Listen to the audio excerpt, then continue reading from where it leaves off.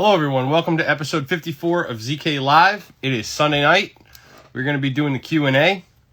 We had not as many questions as last week, that's for sure. We had a few questions to answer about touching up gloss, different types of gloves we use, using a 4-stage turbine to spray Holland lac, brushing Holland lac, and then I'm hopeful that we'll have some questions that come in while we go through the podcast, because otherwise it's going to be a short episode, or I'm just going to be talking to myself, which I tend to do anyway.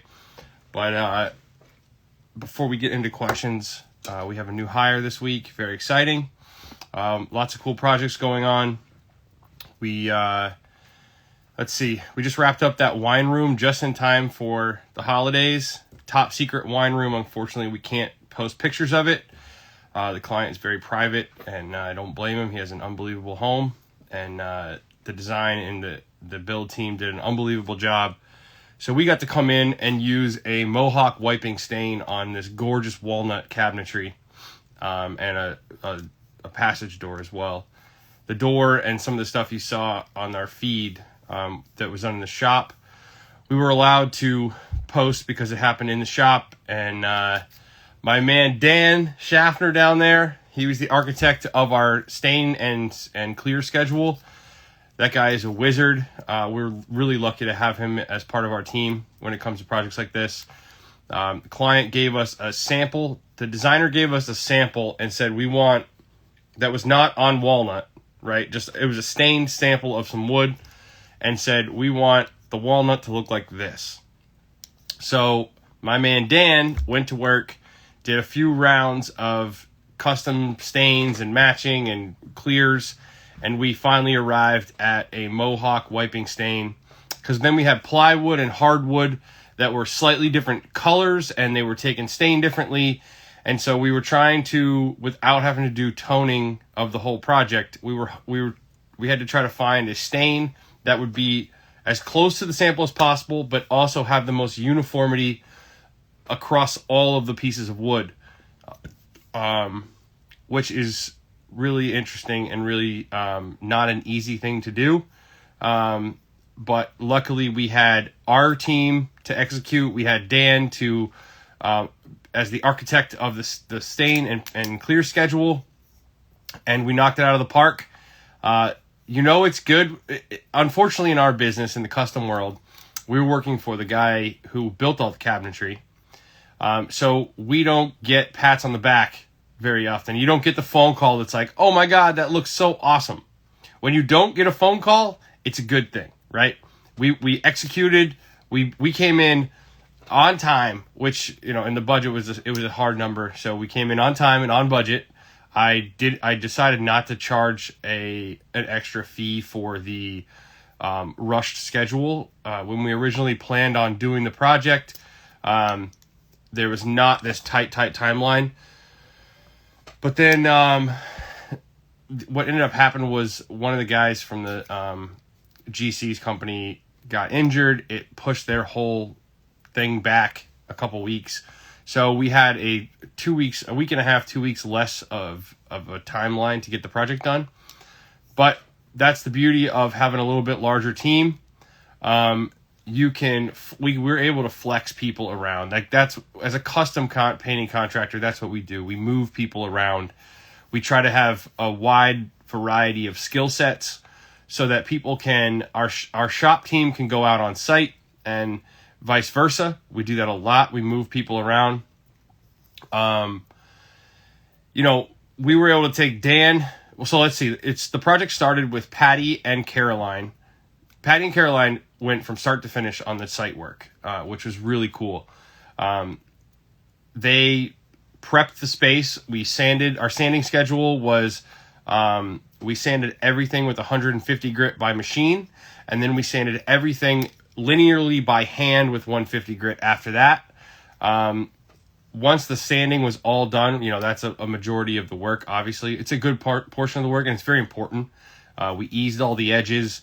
We got it all prepped and ready. We masked the entire space, and then we used a wiping stain The wiping stain smells horrible. We had to wear respirators and use air control, but man, it turned out beautifully. Once we had the stain on there, we were able to come back the next day and start.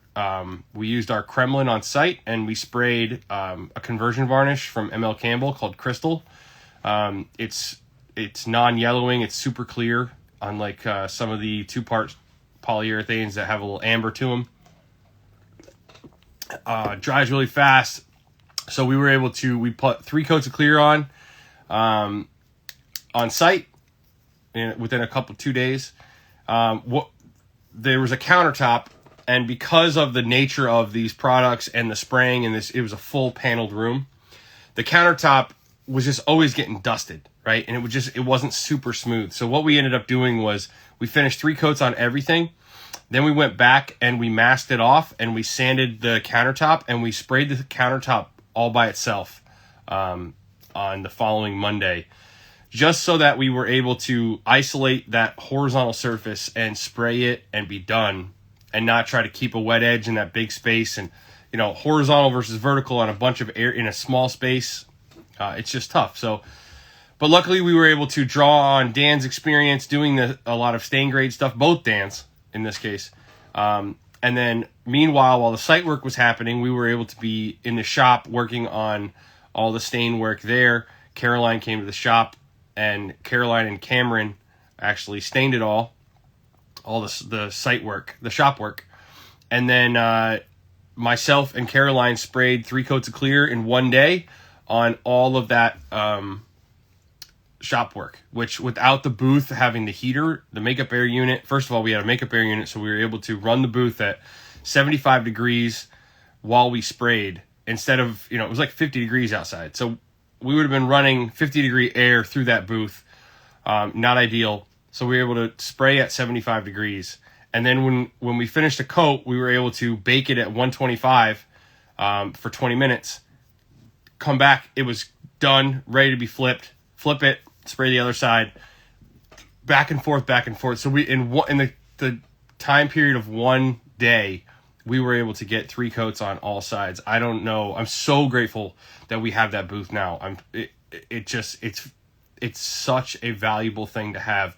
It helps us with timeline, because as a custom contractor, we are trying to offer super high quality coatings, awesome customer service, and the flexibility to get things done fast. That's not always there. I don't have a Chris Polidoro Shoreline 80-man team, but I have more than 2 people. So we're able to flex people around. And that's why we're keeping 2-person teams, and but those can be moved around. And that's what's really working for us in the custom world right now.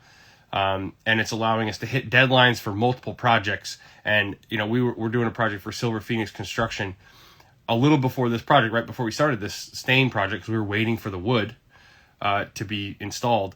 We were able to take the team, go start prep on a cabinet job in Andover for Silver Phoenix, and now we'll go back to that in a week from Monday. A week from Monday, we're going to be back there to finish that. And we have 3 days to finish it. So, again, we're going to be able to flex some people. So, I'm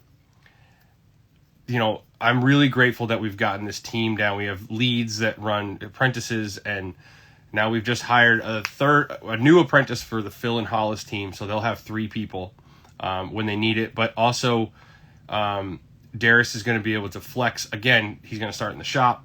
So I think the flexibility is becoming more and more of an asset, and something that we're selling more and more to clients is not only can we achieve an incredibly high level finish, but we can do it on the timeline and put the bodies in place where we need them to be efficient and minimize time on site, blah, blah, blah, blah, blah.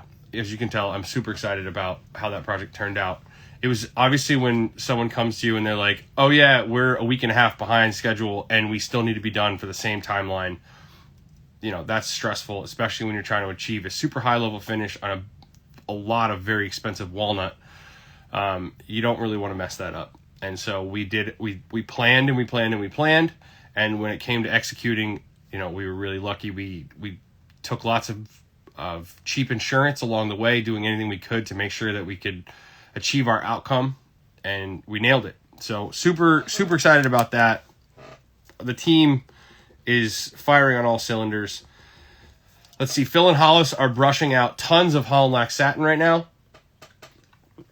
They are commuting all the way out to Cape Cod, which is quite a hike. Luckily, there's no traffic right now. But they drive all the way to Cape Cod, and they are brushing out for probably our most particular client ever. He's awesome. He's our perfect client. He cares about all the little details, and he wants it done right.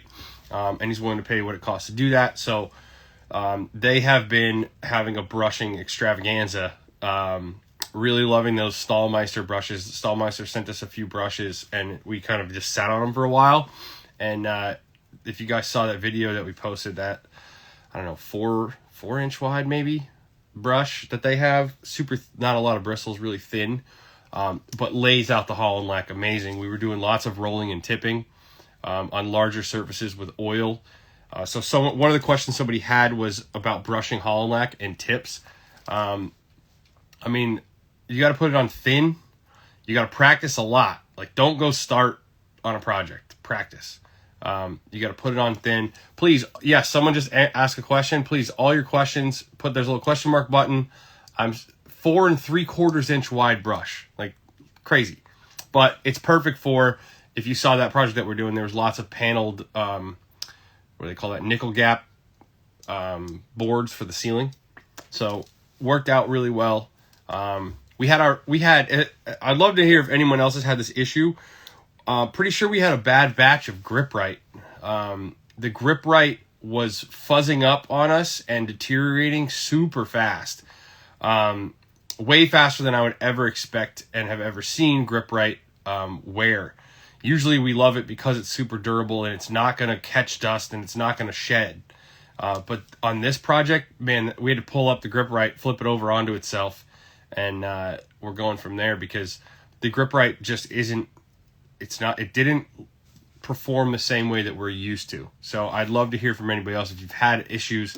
I think that's one of the things that happens when you're buying roofing underlayment from Home Depot. It's not designed for us. It's probably, the quality control is probably not as precise as we would like it to be. And as a result, we are going to be now on a hunt for different floor protection that we can hopefully get more predictably and have it perform better, because dust in your paint costs a lot more than spending a little bit more on floor protection. That's for sure. And that's what we were finding was like serious stuff in our paint because the floor was like shedding fibers. I mean, it was ridiculous. Phil made a post about it, but so yeah, the keys to brushing Holland Lac, number one is practice, not on things. Practice on sample boards, practice vertically on sample boards, horizontally on sample boards, different brushes, different thinning ratios. Test your viscosity of your paint. Don't just take it out of the gallon and don't just add percentages. Find out what the viscosity of your paint is. Yeah, that's what Shoreline bought. You have to buy 2 pallets worth of the floor protection to get it custom labeled. And I've been trying to do that. I have a supplier who's willing to buy 2 pallets for us, and we'll buy from them. And Grip Right just won't even answer the phone. So now we're on a mission to find new Grip Right, or a new floor protection that we can get our logo put onto, and we can get and know that it's going to be working. That was kind of a pain in the butt, that's for sure. But luckily we caught it early, and we were able to fix it. Let's see. So there's that. Let's see, we had... And yeah, so we like the backside of Grip Right, but the problem is if you flip Grip Right and put the front side down, that, as Phil was saying, the labeling can transfer onto the surface that it's covering. And now you end up with the opposite of what you want out of floor protection when it's staining your surface. So we love Grip Right because of its ability to protect the floors really well. Like it's generally very solvent resistant, very waterproof, and it's incredibly durable. Usually you can like really move it, abrade it, and it's going to stay consistently strong. But this, like, you could just see the lettering was fading away fast, and it was like, I don't know, not ideal. So you live and learn, but it's on our radar. I think there's stuff called Gator Grip, and I'm sure there's a couple other companies that make a similar product. But we are definitely going to be doing some testing on that because I would love to get a better product, and I would love to have our logo on it the way Shoreline does.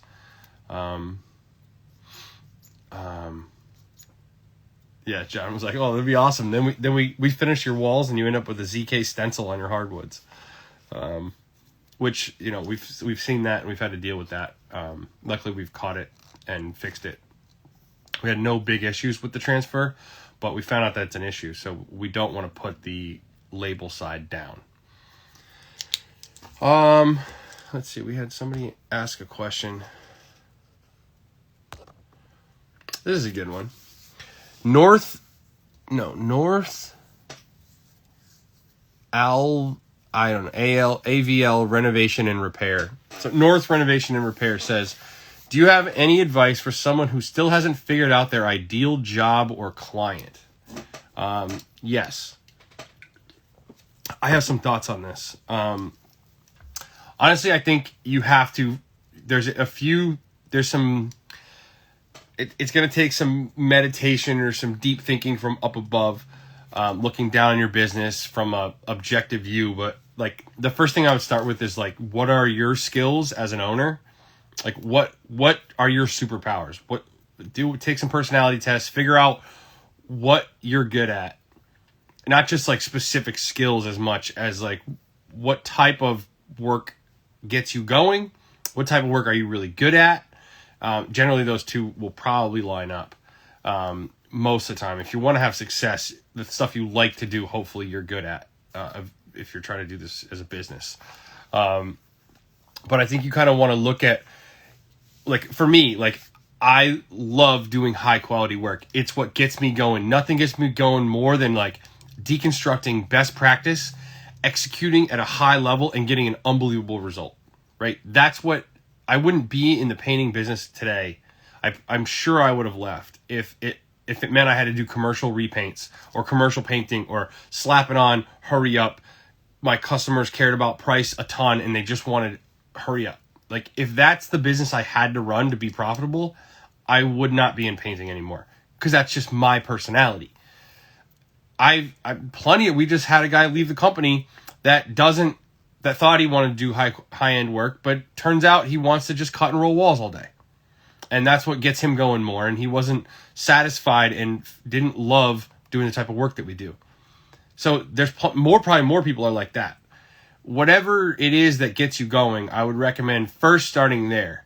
And then from there, that's all awesome, right? If I love doing super high quality work, but I was in the middle of nowhere, Oklahoma, or Kansas, where I grew up. If I was in the middle of nowhere, Kansas, and I wanted to do super high end work, guess what? Like there's not a market for it. So even if I had gone, well, this is what I'm really good at. This is my passion. This is what I love. If there's not a market for your services, it doesn't matter. It's a hobby now. It's not a profession, right? So I think you have to combine where's the market? Is it and ideally you find a market that's underserved, right? It's a fairly competitive business that we're in because the barrier to entry is fairly low.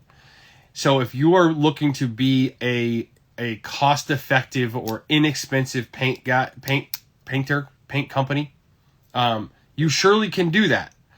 But you better have some serious competitive advantage, and you better really hone in on what makes you special at doing that, because guess what? There's lots of guys who get laid off. You pick up a brush and a little giant, like I started, and start painting for very low rates. And so if you don't want to be in the race to the bottom, obviously there's companies who do a more production-minded mentality of painting, and they do well, but they've figured out all of the efficiencies that and those are run like businesses, right? Those are numbers-driven, very, very efficient organizations. They have buying paint in huge bulk, right? They're getting unbelievable pricing on paint. They have very refined systems. They have very skilled painters, right? Their painters are skilled at working fast and getting the job done, where my guys are skilled at executing at an incredibly high level, efficiently.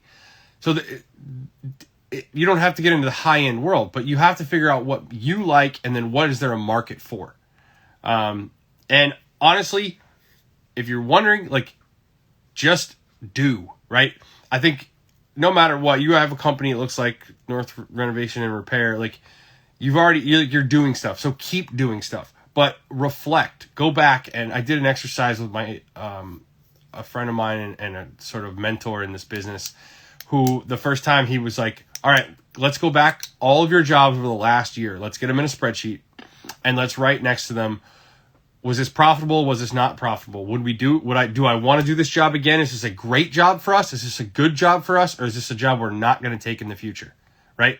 And if you go back and you reflect on what you've done, which I know I did not do very much of that for most of my early career, right? I was just painting and trying to survive, and, but if we can take a step back as business owners and look and go, how is this going?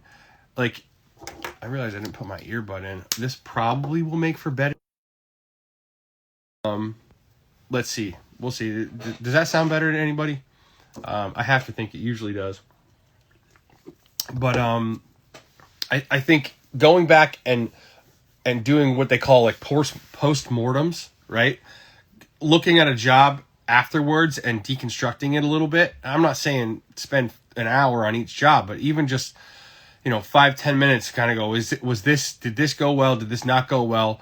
And why? And I think when you start to see your company through that lens, you'll start to hone in on what kind of jobs are profitable for you. Are you happy where you are at as far as these types of things? Now, you might find that you're profitable in jobs you can't stand. Well, I mean, depends on what motivates you. But for me, I had profitable jobs that I didn't want to do more of.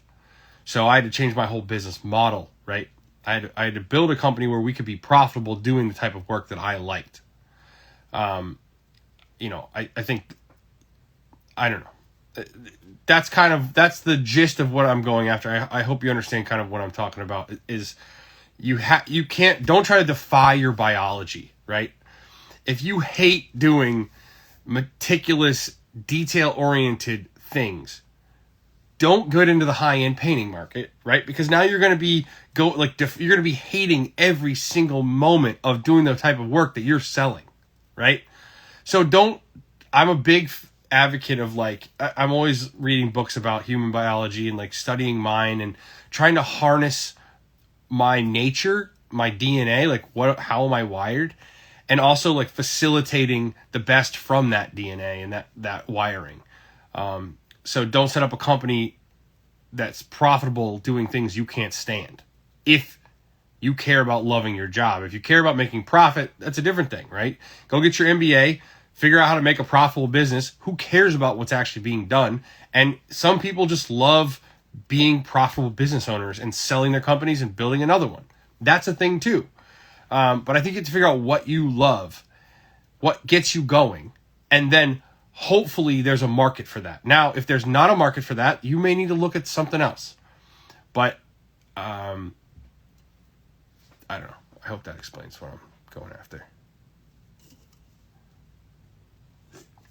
It's just, I think in the beginning there's a fine line between staying afloat and putting food in your stomach and a roof over your head. And so you have to do that. You have to stay busy enough to not, and then there's also I want to get someplace. So I have to say no to things and I have to hone in on my target market. But if you're new, you don't have a lot of demand for your services. So you kind of have to take what comes your way and slowly move in the direction where you want to go. And I'm a big believer in that. That's what I did. I think in the beginning, you just stay afloat. If you can just stay in business and not go bankrupt and not work 100 hours a week and have a balanced family and work life, and maybe you don't love everything you're doing in the first couple of years, but you're learning and you're getting a little bit better every day, right? Each project, I can track the projects over time. Now, it wasn't completely linear, right? There was up, down, up, down, up, down. But we've been going up, down, up, down, up, down, higher and higher and higher. We've been elevating the type of work that we do, and it's not been direct, straight line, but we have definitely been getting better projects and getting better at doing those projects and honing in on what we like to do and what we're good at doing, and just getting a little bit better every day. And honestly, what the heck else can you ask for out of life?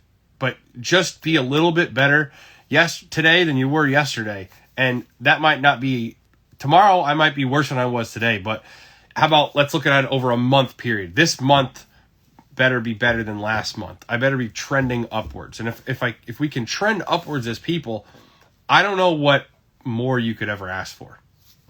Let's see.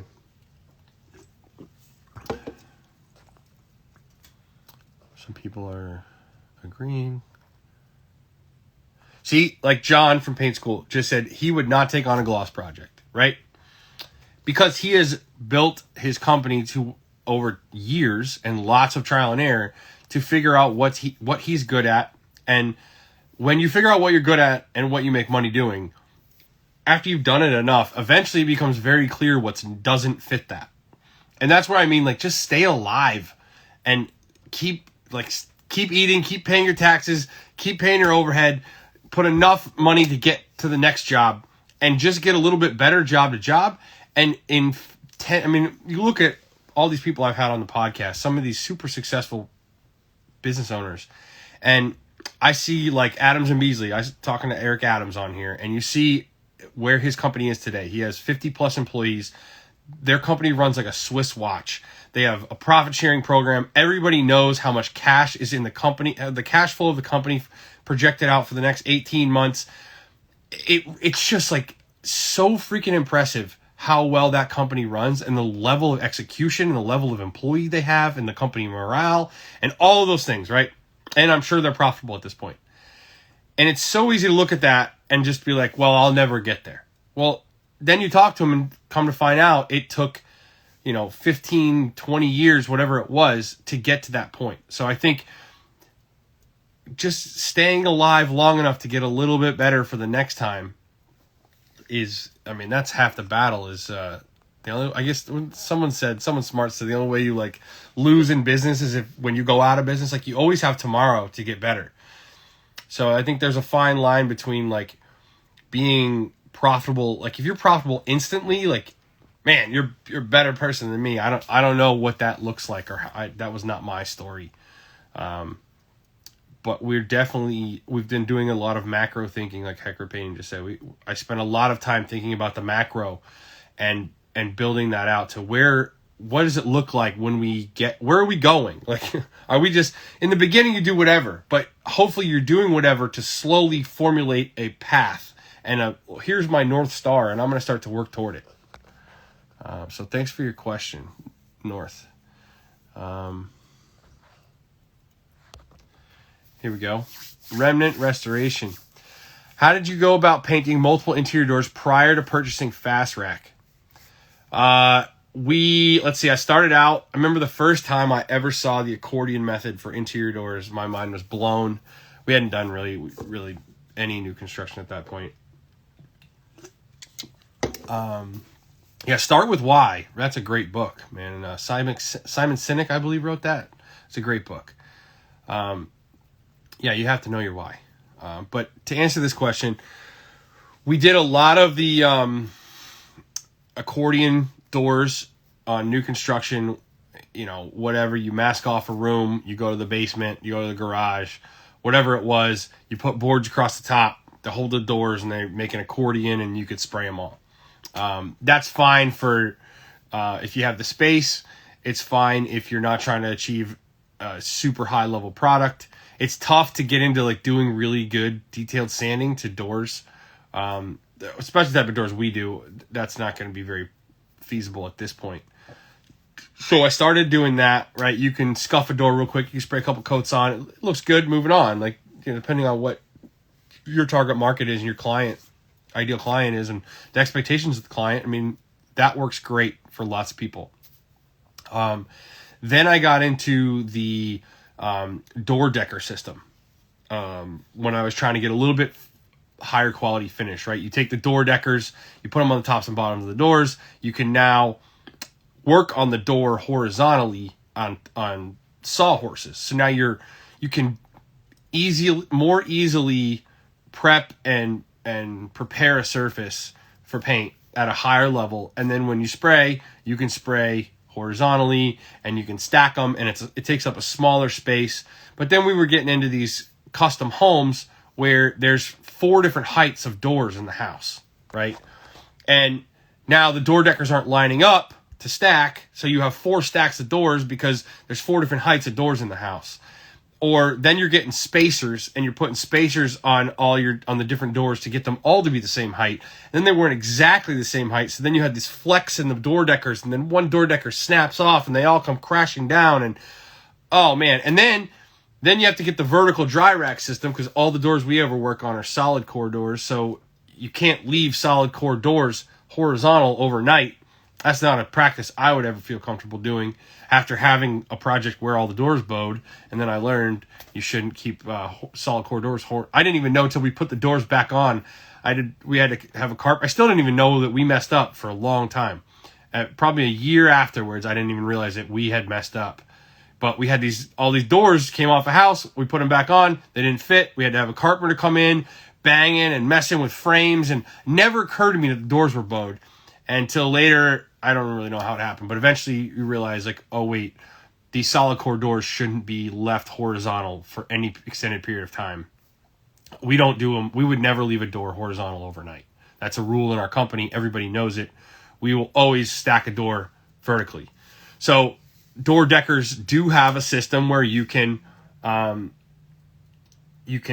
rack the doors vertically on sawhorses, and I've done that, and that's not a bad way to go. It's still a pain in the butt, but I didn't have any money then, so even the investment in door deckers was a big deal for me. So fine, right? It got me to the next step. It kept me moving. We got work done. We made some more money. But as our labor rates continued to increase and our demand for our services increased, and time was more valuable than money, in a way, like the equation shifted. Where now, I remember the first time I bought a fast rack, I didn't even have a use for it yet. I bought my fast rack like with the plan of one day.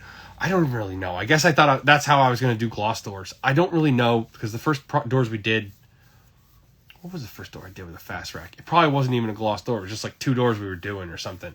I was excited to have one. Maybe it was for a gloss door. But, that first time I spent $1,000 on a fast rack for one door, I was just like, this is insane. It was so much money for me at the time. Holy crap. I couldn't believe it. But I saw how, like, you get a fast rack door handle. Even if you don't get the racks, guys, just get the handles and figure out the racks if you have to. Because the handle from fast rack is out of control. When you pick one up, you're like, oh, I get it. I get it now. I get it. Mike builds his stuff like they're ready for the apocalypse. They will make it through the apocalypse with you. They are so well built. It's not like these companies that are engineering for every little penny because they're going to sell 1 million of them, and all they care about, these are the production guys, all they care about is the money. They are making a profitable business, and no one's going to really complain, and moving on. Mike is building a painter. Mike is a painter. For 20 years, 20 plus years, he had a painting company. He built these racks for himself. So he built a rack the way he wanted a rack. The first rack he ever built, I'm sure it's still being used today. When you see his equipment, it's like truly something you've never seen before. I've never experienced anything like the level of craftsmanship and just, I hesitate to say overbuilt, but they're overbuilt. I mean, for the average project, especially hollow core doors, which is what he was doing a lot of. But he had a whole system. He has a whole system where you can do a bunch of doors all by yourself. If you're in the shop, you have one guy in the shop, and the other guy called out today, you can do all the doors by yourself. He has a whole system. It's amazing the way what he's designed. So that's kind of been my progression.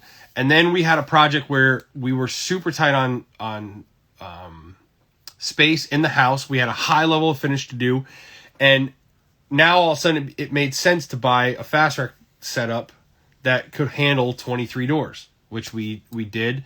And so the carts are amazing because they're used for multiple things. So we bought a cart, 2 carts with vertical dry racks on them would hold 22 doors. So then you have 1 cart to spray on, 2 carts with vertical dry racks. Now you have 23 doors that you're working on in one little tiny room. We were in a small room and we had 23 doors, and we were executing on a super high level, and we were racking them all vertically. And these were solid, heavy freaking doors. And we were able to rack them all, no sweat. So that's the progression. Yeah. So, no, we always hang our doors vertically overnight. And in fact, we spray all of our doors vertically as well. We gloss doors specifically, but really we've gotten into, I mean, if you guys saw that video of me spraying the clear crystal on that walnut door, I sprayed it vertically and I left it. Yeah, we actually spray our gloss doors vertically, because we're high level painters. We are very skilled. We've dialed in our paint process in a way where we better be able to spray a door vertically, right? We are able to spray vertically. Well, the advantage to spraying vertically is in a gloss setting is dust. So if you have a door that looks like this and dust is settling down on it, now we have a state-of-the-art spray booth, still get some dust, right? But dust is settling down on this, like, there's a very small surface area for it to settle down to. Versus if you flip it sideways and you flip it horizontal, now you've just put this big, I mean, think about it. It's like the difference in dust on a countertop versus a wall when you spray. There's just going to be more dust on the horizontal. So we are trying to minimize that. Plus, then you're not leaning over the top of the door, which I know is like, it's neither here nor there, whatever. It's probably nothing, but I think it's cheap insurance. If assuming you can figure out a way to spray vertically, I think there's a lot less mistakes that can happen as far as things that are out of your control with dust and nicking it with your arm, or the sometimes you'll see like the Tyvek suit, if you have a big one and you don't tape it around your waist, might like touch the edge because you're leaned over. I really like working on doors vertically. That fast rack equipment, I don't know how we would do without it. It paid for itself so many times over. Like, that's the crazy thing, is like, again, now time is more valuable than money for me. I'd rather spend $5,000 on racks and save myself dust and resprays, because a respray because of dust costs us like $600 per coat, maybe a little more. A respray for sags, that's more like $1,000, but that's not going to happen. We try not to ever have that happen anymore. I was the last one that did that, and that was a huge mistake on my part. So we spray Holland lac cabinets vertically. We spray oil. I try to always spray oil vertically. When we're using 2K polys, no, we're spraying them horizontally, because we can just do it so much faster, and we're not worried about dust the same way that we are with oil anyway. So yeah, we spray a lot of cabinetry horizontal, but anytime we get into oil, we're going to spray it vertically. Yeah. Plus, then you can spray both sides at once. For dry times, that's far superior when you're talking about oil. The 2K polys, we can bake them 20 minutes later, flip them. But when we're spraying Holland lac, we're definitely going to spray it vertically.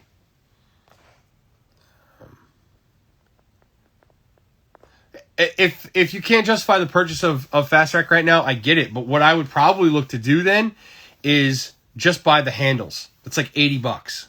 Buy the handles, and you can figure out some mechanism. Or you know what you can do? Buy the handles and the 360 lock. That might cost you $150. And then you could theoretically, for the short term, you could rig up a 2x4 frame or something. as a short-term version if you don't want to spend all that money up front.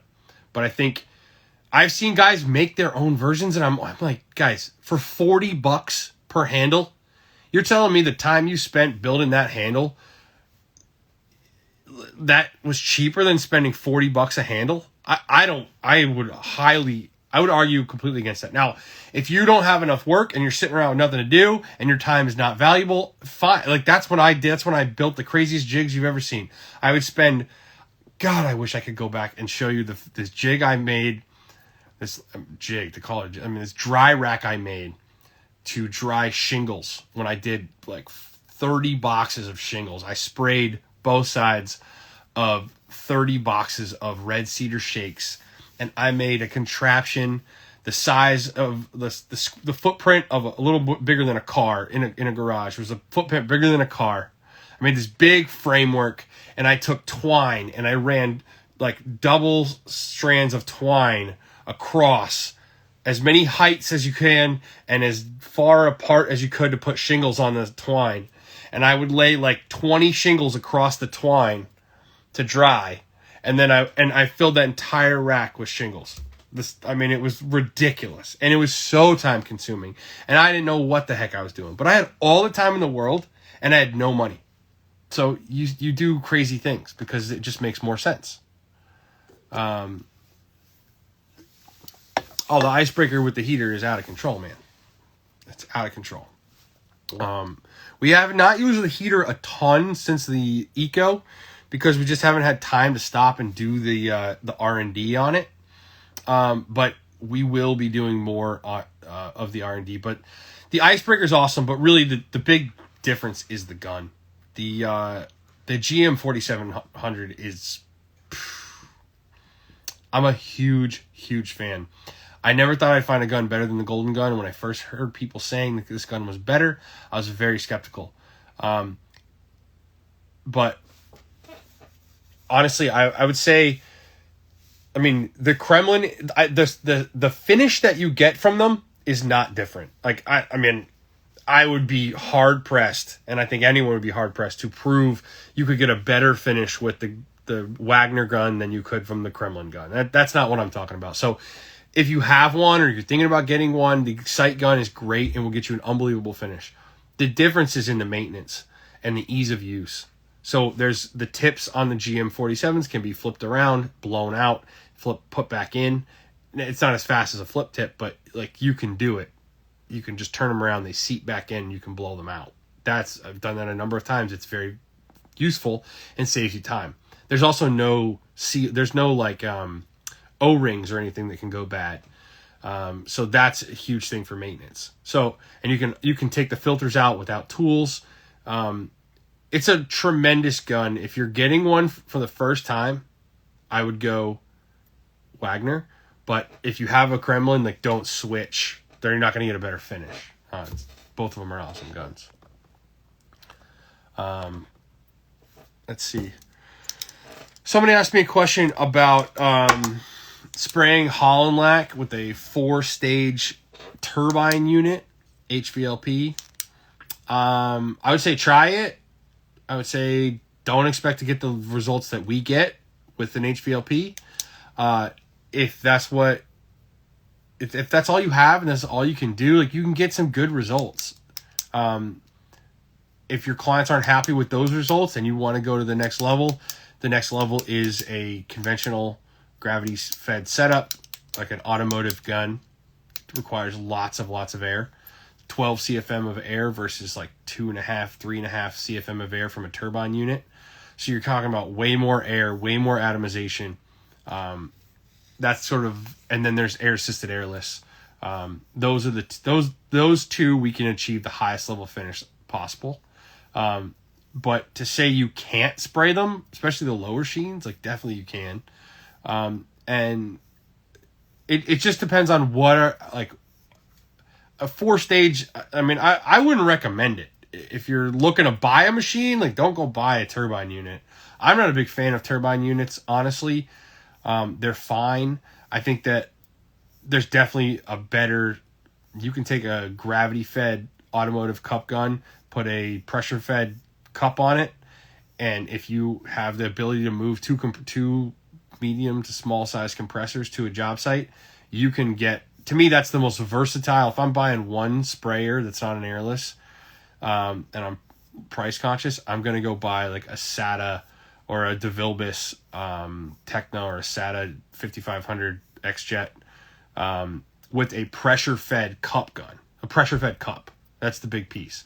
If you have a pressure-fed cup and you have that gun, and then you have enough air to power it, which requires two compressors, unless you have a gas-powered compressor, with that gun, you can spray water-based coatings at a very high level. You can spray oil-based coatings and solvent-based coatings at a very high level. It's incredibly versatile. And it costs less or about the same as a turbine.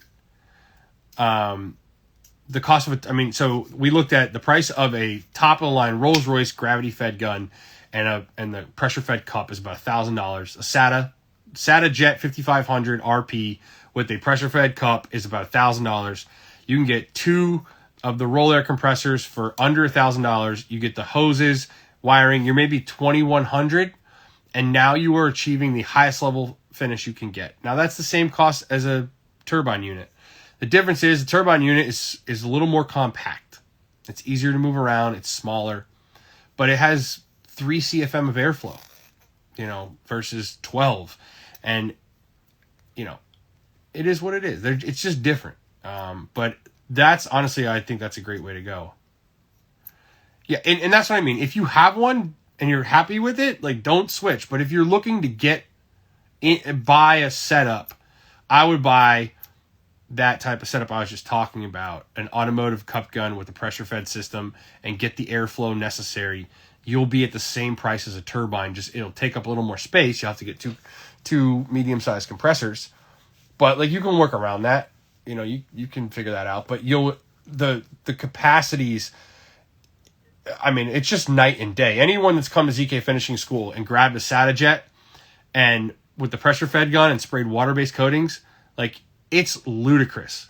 And because you're talking about 12 CFM of airflow, you're talking about an automotive cup gun. Like, this thing is the Rolls-Royce. It's so well engineered. And, there's just a big difference between that and a turbine unit. And like John said, it's a 2-in-1. You can unplug the gun and you can blow dry your hair.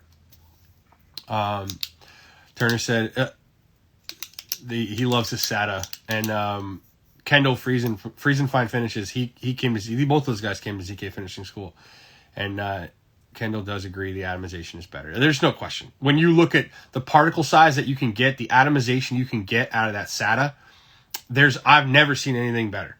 The DeVilbiss does the same thing. I'm not going to say there's a huge difference. But yes, for your first air mix gun, I would go Wagner over Kremlin if I was buying one for the first time. Yes, I have no horse in this race. But I will tell you, I'm a big fan of Total Finishing Solutions and Supplies because it's a place I can go online and buy stuff. Like, I went online the other day and I bought that ultrasonic cleaner, right? Like, I was like, this is my big, I like the idea of being able to lay at home on the couch at 11 o'clock at night and buy stuff easily is very appealing in these modern days. So I like Total Finishing Supplies because I was able to go on there for like $1,100. I was able to buy that ultrasonic cleaner, and I think Dan started messing with it the other day. But I bought a lot of stuff on there.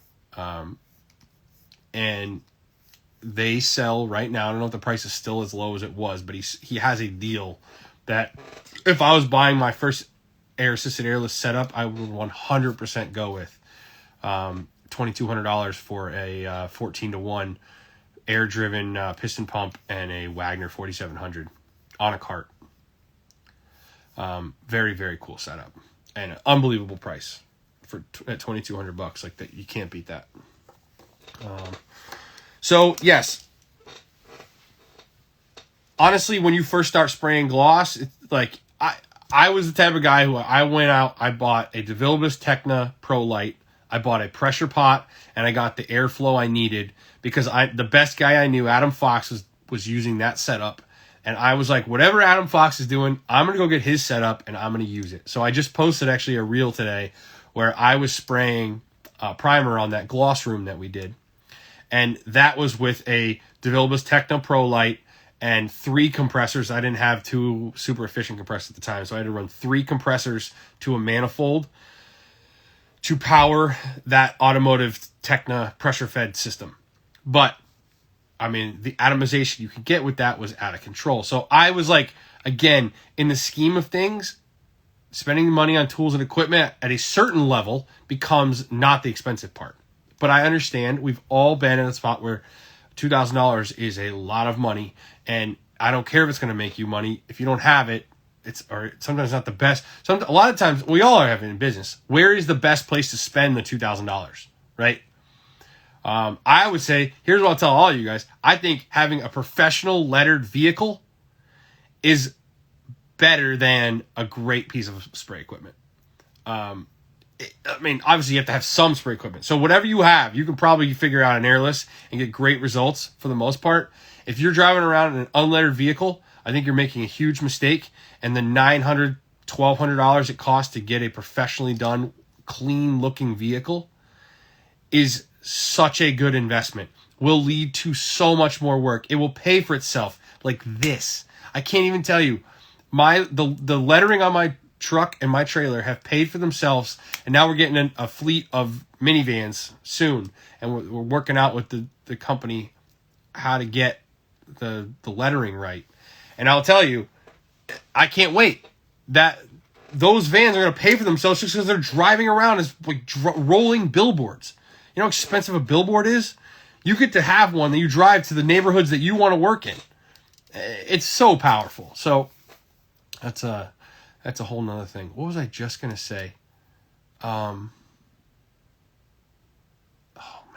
I just had a great point. It was going to be freaking... Oh, huge tip. Anyone who's about to... If you're going to get lettered vehicles or you're thinking about it, I highly recommend don't just put a magnet on the side. Get a nice, clean, lettered up vehicle. The way to do that in my experience, the most cost-effective way by far, is to go to a large, like tractor trailer. Place I go to is called New England Truck Solutions. They repair tractor trailers. They do full vehicle wraps on 18-wheelers and the huge freaking trailers they pull. They do massive amounts of vehicle lettering. And if you look, those companies are estimating based off of square footage of stuff printed out. So I will get my bill and it will say, 43 square feet of navy decal, 22 square feet of white decal at this price per square foot. Because that's how they bid. They're doing these huge tractor trailers. So they have a very efficient team. Their costs are low. Their installation costs are low. They're efficient. So I got an unbelievable deal and continue to as I continue to use this company because of their efficiencies. And I'm a small project for them, but they bid by the square foot. So I priced out going to like cool design, like letter vehicle wrap companies. And they were so freaking expensive for the exact same thing I got. So I would look at going and looking at the tractor trailer places for sure. All right, let's see. We're at just about an hour, and I just finished my first Waterloo. Cracking my second one.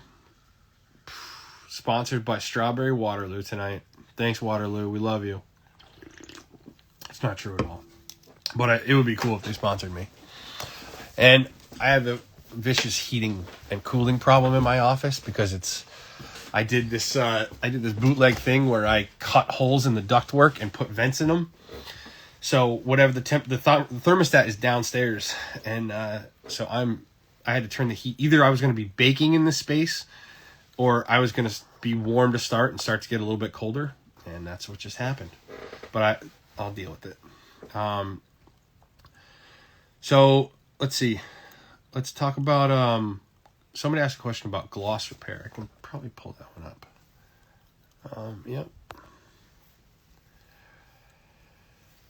So what do you do when you get a nail pop and a beautiful new gloss ceiling? Ooh. Best question. Best question. Best thing to do? there's only one thing really there's only one thing you can do, and it's respray. It's fix the pops and respray. But, that's what gloss is, a luxury product. Like exterior stain is. And, we have some nail pops on that gloss ceiling, and we're going to go back and respray, and the client's going to have to pay for that to happen because it's not our fault. You just have to be realistic. Like, this is not, nothing's perfect, and it's going to show everything, and it's an expensive product and process, and if you want that luxury gloss look, you have to be willing to pay for it. This is not flat white on your ceiling. And it starts with having clients that can afford this type of luxury, and if they can, part of the deal is we're going to do everything in our power to fix every nail pop that's there to start, if there is any, and we're going to fix them all properly with multiple screws on either side, take the screw out, and then we're going to fill it. And, we're going to do everything we can. But if a nail pop happens, that is not on us. And if you want it to be fixed, honestly, you probably have to fix it and respray the whole section, whole wall, whole ceiling, whatever it is. Not an awesome answer, but it's the truth. And, you can try spot touching it up, waiting 2-3 weeks, and then buffing the whole wall. If you have the old paint, you might be able to get away with that, but by the time you do that, that costs about as much as just respraying, or at least as much inconvenience. It depends. Sprayed gloss, not something that really touches up. We just tell people you can't touch it up. Someone asked about the gloves we were using. Those gloves, we don't, they're green gloves. We got them from our supplier. We don't like them. The best gloves, I'm not going to tell you the best gloves, I can't find them. No, I'll tell you, if you guys can find them, good for you. The orange gloves that we use, I think they're called, they might be made by Raven. No, they're not, are they? Oh man, there's orange gloves. They're sold at, O'Reilly Auto Parts is where I've usually been buying them, but since COVID, they just don't have them. They're like behind the counter. They're not out on the shelves. You have to ask for them. But they're these like bright orange, super, super strong. They're amazing gloves. Like they rarely fail, and they're super tough. They're a couple bucks more for a box. Like whoop-de-doo. Awesome gloves. If you can find those bright orange, can't remember what they're called, but they're good gloves. Hendrick Woodworks asks, have you ever buffed Holland lac? I've experimented with buffing Holland lac. I've never buffed Holland lac for a client. I have no interest in doing that at this point. Honestly, it's just not even on my radar. No. Astro Grip, I guess is what they're called. They're bright orange. They're durable. They have some grip to them. Tremendous gloves. Let's see. So we have a new apprentice, Darius. Super excited. He came as a referral from a paint contractor, from a paint contractor. Well, lead that's on Instagram, the Herbal Painter, New Hampshire. Kayla Jordan. She's one of the leads for Pro Image. If you guys don't know Pro Image, Steph was on this podcast, not in the early when we first started it. She's amazing. They're FPE certified. They use tons of FPE. She's sort of like she's creating a fine paints market. There was not a lot of demand, if any demand, in her area, and she's just using the paint and building demand. And she's proof that you don't have to be in New York City to sell FPE and do really well. So they have an awesome company. Great follow on Instagram, Pro Image.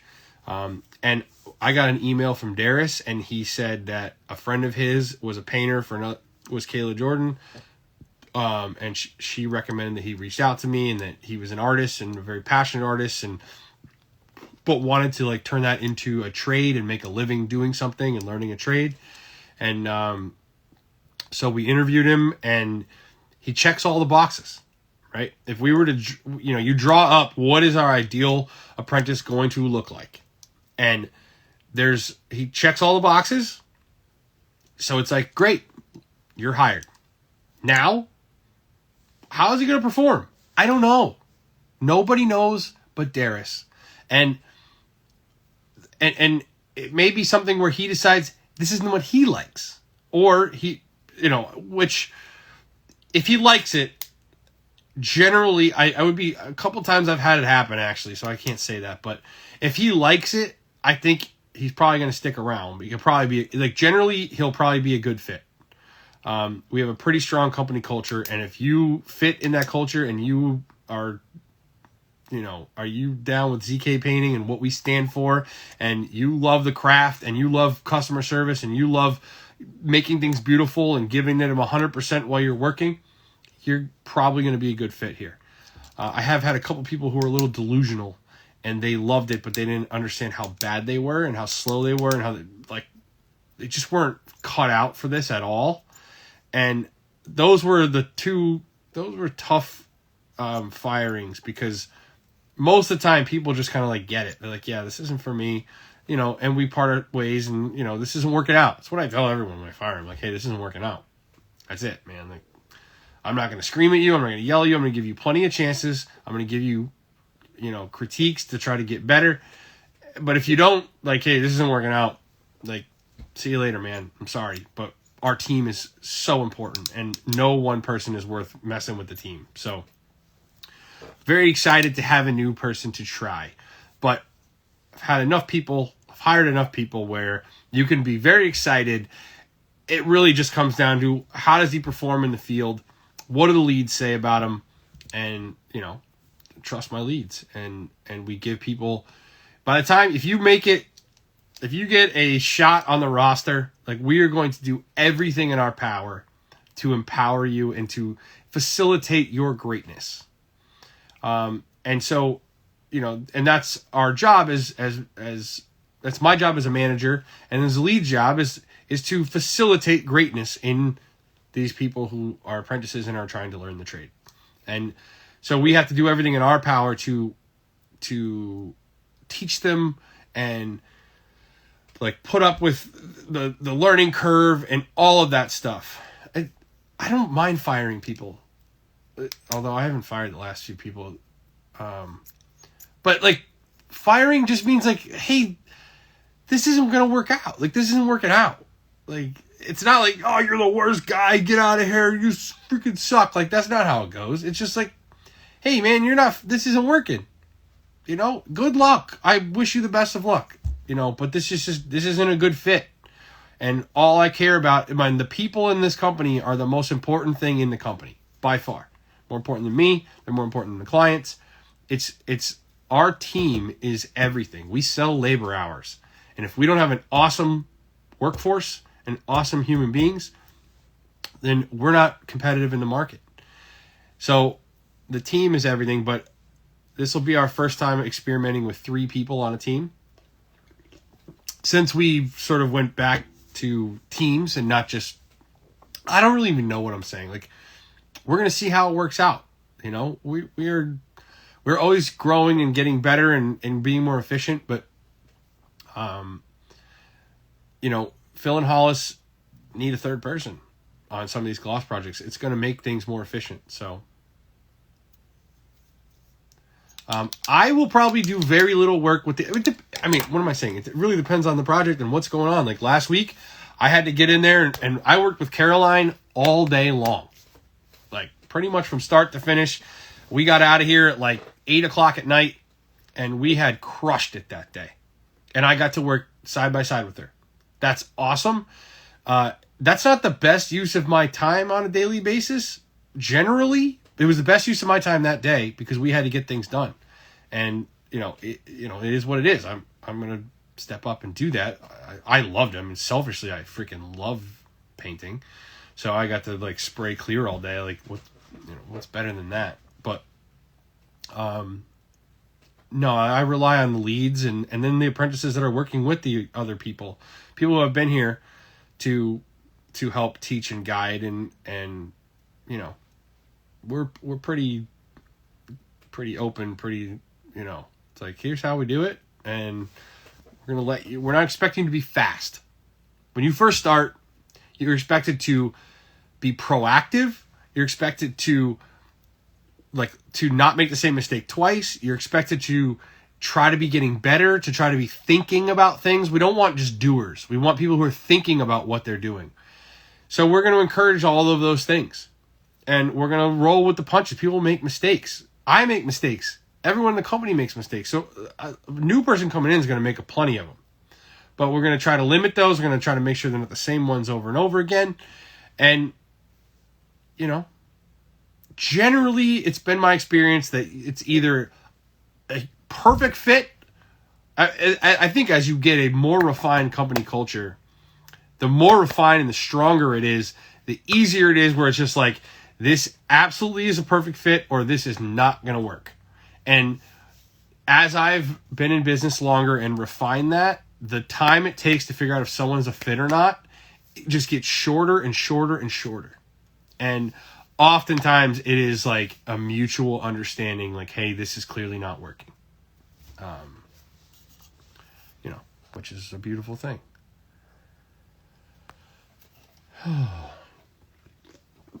Level 10 Painting says, how does the new 98 compare to the old? What makes it better or worse? All right. If it was up to me, this is very controversial, but whatever. It's the truth. If it was up to me, I would much prefer to use the old stuff. But we can't use it anymore. And if we wanted to buy Hall & Lac at all, they had to change the formula. And so they did. And there's advantages to it, but there's also some disadvantages. The advantages being, it's easier to work out of the gallon. It requires less thinning. It's really nice to brush out of the gallon. Doesn't require much. Phil, are you thinning your Hall & Lac when you brush? Or I think you might be adding a little tiny bit, but not a lot. It is non-yellowing, like way more than the old stuff was. The old stuff was a true as an oil, like it yellowed in absence of light. It's always a good one. It's always interesting. It's the absence of light that makes it yellow, not a bunch of light. So closets, pocket doors, they turn yellow over time because of the absence of light with oil-based paints. Well, the new 98 has an unbelievable color retention and stays white much longer and yellows much less than the old stuff. Another huge benefit. I lost a massive job, well over six-figure job in Florida, in Miami, that we were going to do in Hall & Lac Brilliant on a bunch of walls when they told me they're going to put up a bunch of art. And I said, well, if you leave that art up for 2 years and you take that art down, you'll be able to tell where the art was. It will be a different color. That square will be a different color. And they were like, well, we don't like the sound of that. Never mind. We're not going to do Hall & Lac Brilliant on the walls. But that's, it is what it is. So the new 98 has a much less yellowing to it, which is awesome. It also dries much slower. So we don't like that, right? It's already a slow dry oil. Like, it's a long oil. But in many cases we have seen it might take 2 days to dry to sand. Not in many cases, but it's not unheard of for a black without ideal conditions to take 2 days to dry before you can sand it. So it takes longer to dry. It doesn't love to be heavily thinned with FPE mineral spirits the way the old stuff was. The old stuff we would thin 30, 33%, 35% with FPE mineral spirits, and we would get freaking glass. And it would be ready to sand the next day. And the new stuff, I would not highly recommend against putting 30% FPE mineral spirits in that paint. We've had there's cratering issues that happen with it. It's temperamental with solvents, and you have to really test before you do a project. And the more you thin it, the longer it takes to dry. And it's just different chemistry. And so the main reason I don't like it is because I had a perfectly refined process. I spent hundreds of hours, thousands of dollars refining my Hall & Lac Brilliant process to we were crushing our spraying of Brilliant. It was so predictable. I had no issues. It was just like clockwork, right? And that took a long time. And then they were like, oh, now you can't buy that paint anymore. So I had 40 gallons of it in the basement of my paint supplier, and we're pretty much out of it now. There's like 3 gallons left. So now we're using 98, and we're doing all of that same trial and error process to dial in our processes to achieve the same clockwork results. And anytime you have to start from scratch, that sucks. So thanks for your question, Level 10. So that's the end of our questions. I'm waiting to hear back, but the name of the Wagner Air Assist, it's a GM 4700 is the gun. And Icebreaker, I believe, is the name of the pump. I think Wagner has a few pumps. The pump we have is like, it's way overboard. You don't need a pump as big as our pump. I think it's an 18C40. So it's 18-to-1 with a 40cc piston. It's a freaking big pump. It'll pump multiple hoses at once. You don't need something that big. I think 15-to-1 at a whatever. The 14-to-1 that they sell is probably just fine for most people.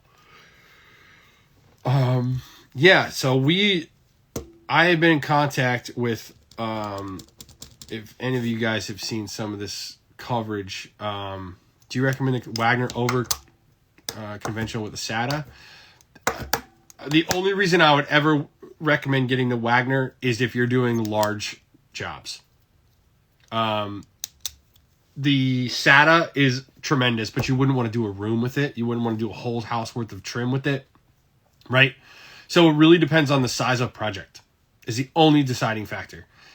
For a lot of reasons, you'd want to go SATA for as long as you could because cleaning out a machine takes over a gallon worth of solvent right there, and you have to fill the line full of that paint. It's just not nearly as efficient as I can take 5 ounces of paint, put it in a SATA, spray all 5 ounces, and clean the gun with 1.5 ounces of thinner. Like, it's super efficient. But if I'm spraying an entire freaking house worth of doors, I'm not using a gravity-fed cup gun.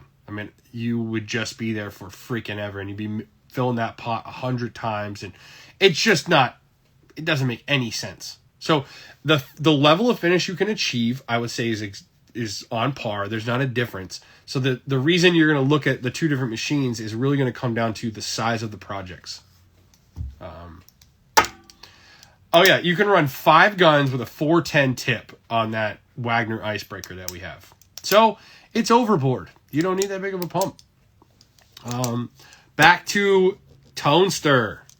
So if any of you guys have followed the controversy of this guy, I can't call him my buddy yet because I don't know him that well yet, but Tone Stir Paints, I think it is, on TikTok.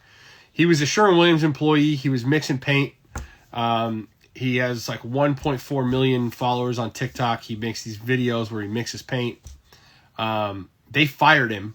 He brought a business plan to them, asking them or suggesting to them, like, hey, I have this big following. You guys could leverage this. Let's do some marketing here. Like, let's take on and let's use this following. And anyone who understands anything about social media understands how valuable a following is. You can leverage a following for a number of different reasons. I don't care where your following is at and who they are. If you have 1 million people following you, there is value and there to be leveraged there. 100%. And these big companies and these old guys don't always understand that. They think TikTok is stupid, or they think whatever, they're a bunch of kids. It doesn't matter. 1.4 million followers is 1.4 million followers. And if you're smart, you can leverage that and do pretty well. But they ignored his proposal. They didn't even want to talk to him. And then a couple weeks later, they fired him, saying that something about he had been mixing paint on company time and blah, blah, blah, blah, blah. Whatever it was, not only did they say no to this guy who comes to them with a business plan and is like, I have a big following and I've just been messing around on TikTok by myself. Like, let's get Sherwin-Williams power behind this. Let's go. And instead they fired him. So out of control. He's now been hired by Florida Paints. He's going to do just fine. He's moving to Florida, but I think we're going to have him on the podcast on Tuesday. I I'm really excited to talk to him.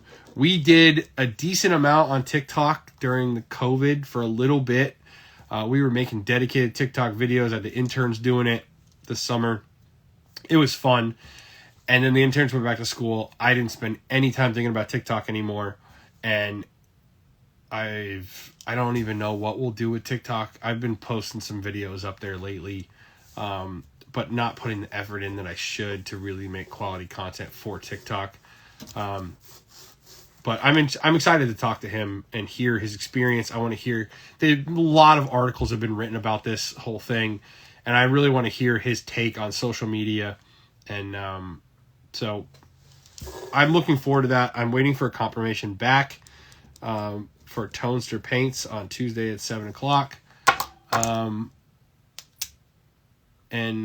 Yeah, so this has been a Sunday night Q&A, and I'm getting pretty cold in here, and I'm out of questions. Why do you thin the paint more than... Oh, my friend G, let me just answer this question real quick. He says, why do you thin the paint more than the manufacturer recommends? Because the manufacturers don't know crap. They don't publish any okay, if you're a manufacturer and you are writing a technical data sheet for a residential painter. Now, if you're getting into the commercial industrial coatings, generally those TDS sheets are written much more factually with way more research behind them. Generally, I would say. Residential paint from a domestic manufacturer, if you read those TDSs, most of them are this like copy and pasted from a bunch of other ones. Like, here, you should use a 417 tip, a 517 tip, right? What Sherwin-Williams water-based paint does not say you should use a 517 tip to spray it at 2,000 PSI, right? There are so many forces driving a TDS sheet from a domestic paint manufacturer on residential paint that are not looking out for the painter achieving the best result possible. They are covering their ass quite often. They're legally covering their ass. They're also just saying super conservative things. Like, you guys ever see on primers, it'll say like, oh, for plastered walls, wait 21 days before painting. Why? Why are we waiting 21 days? They could say, here's the pH that you need the wall at, and here is the moisture content you need the wall at. If they meet these two things, you can now paint that wall. Well, rather than saying that, I don't know. I would love to hear the honest answer why, but I think they just think we're all stupid.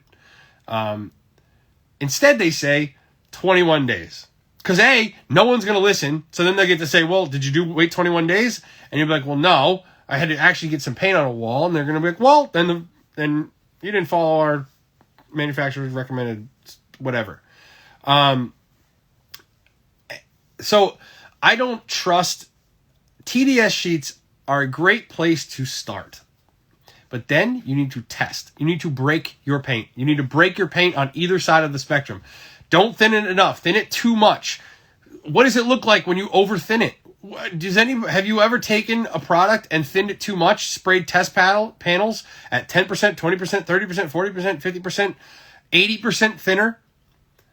Do that. Like, find out what are the parameters that you can play within. And if you haven't broken the paint, if you've just listened to what they say, I mean, it's fine if you're just like slapping on paint, not thinning anything, moving on. But if you're trying to apply coatings at a high level, you have to do the testing yourself. I would not trust Sherwin-Williams to test out duration and give me an honest TDS sheet that's going to tell me real parameters that I have to follow. I just don't trust it. Because I don't know. It's not been my experience that those are very believable.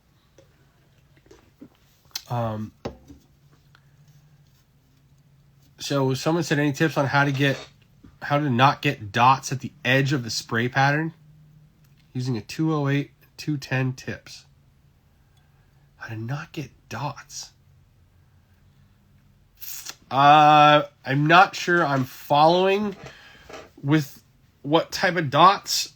I mean, increase your pressure, thin your paint a little bit, or filter your paint. I mean, having the right filters in the gun, but also filtering your paint ahead of time might help the paint flow out better. Will help the paint flow out better.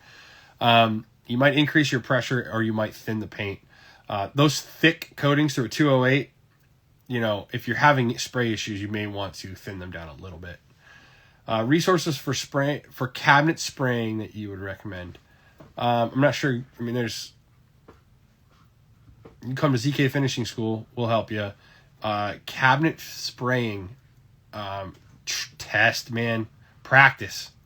There's books you can get about general spraying stuff. What's that book I have? I think it's called Spray Finishing. But, play around. When we go to paint something, we have lots of variables to control, right? We have the pressure. If we're using air-assisted airless or gravity, we have the air pressure as well. We have fluid pressure. We have air pressure. We have viscosity. We have distance from the substrate. We have speed at which we move the gun. We have temperature. We have angle. That's 7 variables right there that I can think of. So you have 7 variables you can control when you go to spray something. So control them and think about them and adjust them and practice and look at the results and then do some more of it and I don't know. If you're finding issues, that's what I would start with is change some variables around, keep testing before you go to a finished product. This has been episode 54. It's getting chilly in here. I loaded the truck up for tomorrow. We are starting a garage paint. We're painting a garage. This is going to be one of the coolest garages you've ever seen. So we're going to be using Fine Paints of Europe Uni Primer. Really cool stuff. We're going to be cutting and rolling ceilings and walls. There's 2 car lifts in this garage. The client has an Unreal car collection. And so he has some Unreal vehicles. And so he has there's a 3-car garage, but he has 2 vehicle lifts so he can park 5 cars in his garage. They just had the floors epoxied, and we're going to be painting one wall, an accent wall orange. So we're matching the flake in his epoxy floored. So it's a gray, black, and bright orange flake. 4 different colors flakes. So we have, we're going to be painting one accent wall bright orange. We're going to be painting a couple of different shades of gray, and we're going to be painting a black wall. So I think one of the ceilings is going to go gray. The 2 walls across from each other are going to go a different shade of gray. The back wall where the garage doors are is going to go black, and then the big wall on the other side is going to be bright orange. So Caroline and Patty are going to be prepping the surfaces, masking everything off. We have a couple baker's rack staging. We're going to stack on top of each other because it's a high garage, high ceiling. And we're going to get in there. We're going to prep the surface. We're going to fix any imperfections, and we're going to use Fine Paints of Europe Uni Primer. We're going to probably use some sort of a gray shade. We're going to prime everything in gray primer. And then we're going to use Eurolux matte on all surfaces. We're going to sand between coats. We're going to make everything nice and smooth. And then we're going to get the lasers out, and we're going to make some stripes. That's going to be pretty cool. We'll get the masking out and follow laser lines and make some little racing stripes using all the same colors and just different patterns.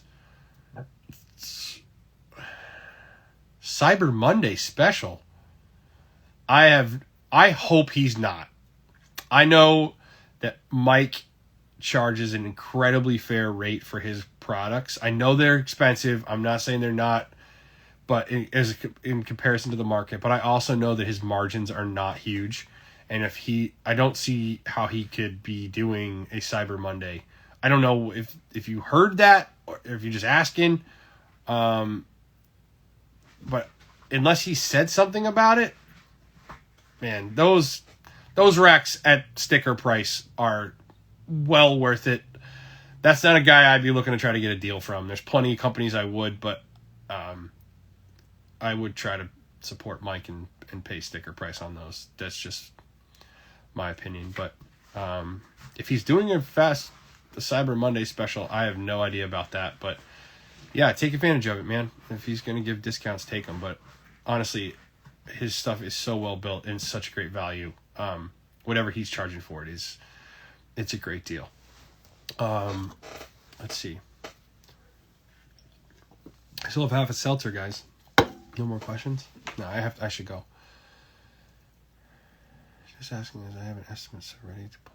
Yeah, pull the trigger. I don't know. I don't. It'd be crazy if he had a Cyber Monday special. It's not the kind of company with the kind of margins that you're used to working with, where like what is that, paint line or whatever? That guy's just like mass selling cheap.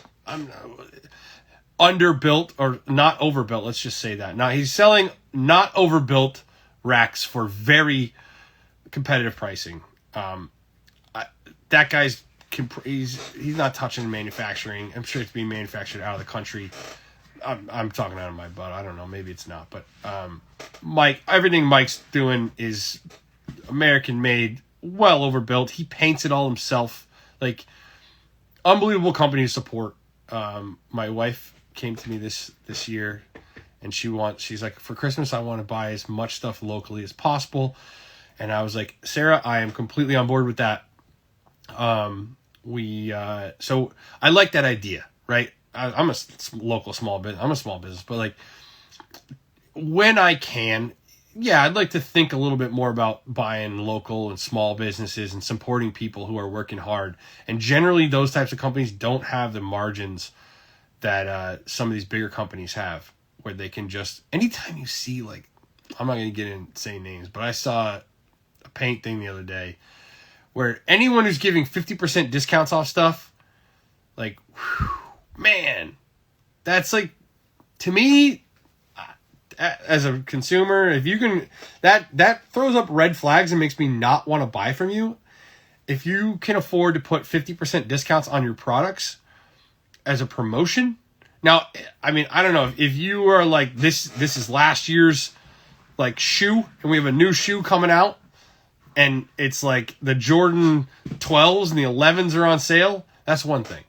But if you're selling the same product tomorrow for 50% more than you sold it today because it was on sale, like, that means you have some crazy margins, and I don't really know. That's just fishy to me, right? I could never imagine if someone asked you for 50% off your price. I'm like, so you want me to pay you to paint your house? Like, no. I mean, I don't know. What am I even saying? But I'm going to be definitely thinking about supporting. I always do. I'm like a regular at all the restaurants and coffee places, and like I try to support local businesses and be a regular places and spend my money. You know, you vote with your money, you vote with your dollar. Like, that's our most powerful tool for voting on things that we want in this world or don't want. So I'm definitely trying to think more about that. So go support Mike. I freaking love that guy. Anyone who talks to him, like, God, he's just salt of the earth. Awesome human being. I love his products. He's just a great dude. So that should be the end of that. I should go. I'm going to go home. I'm so glad I got in early today and I loaded everything up. 2 sets of Baker's Rack, a couple of Little Giants, stuff to sand walls and blah, blah, blah, blah. But it's all loaded up. I get to just jump in the car, drive home, see my wonderful wife. I hope all you guys have a great week this week. I'm excited for Tuesday's podcast. Thanks for listening tonight, and we'll be back soon.